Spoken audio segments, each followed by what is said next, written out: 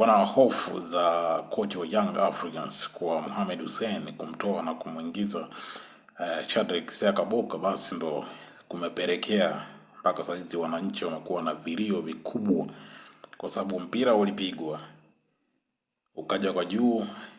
Mwamnyeto alifanya setup kwa kutumia kichwa, Amas Bacho kwa mkuta akacheza shuti, kukosa makini kwa Shadrack Boka ukapelekea mpira kuingia golini. Licha kufanya setup Mwamnyeto, lakini Mwamnyeto kufanya kazi moja kubwa sana ambayo kila ambaye alikuwa anatazama kuangalia mpira basi alikuwa ana enjoy kuangalia kazi ambayo anaifanya bwana captain. Lakini ilikuwa sio bahati, alifanya setup ni chuma kwa AS FAR Rabat, lakini Boka ndio chanzo cha kulaumiwa katika goli, na amekuwa na mwendelezo wa makosa mbalimbali, na kupitia goli hilo basi kuna wafanya Rabat wao na pointi 8, Yanga 6, alafu wakiongozwa na Ahly pale mbele wa mwisho kabisa na goli ana pointi 3.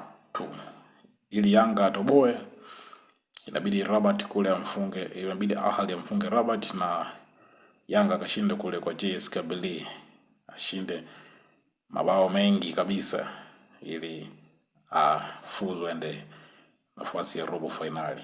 Nauliza, je, wananchi, kuna calculator hesabu bado zinaruhusu kwenda robo finali au mmekata tamaa? Hamna kukata tamaa, hii ni football. Muda wote na saa yote miujiza inatokea. Naitwa Zuru, usahau kulike, kufollow na kusubscribe pale YouTube, tuendelee kupata update mbalimbali za kimchezo.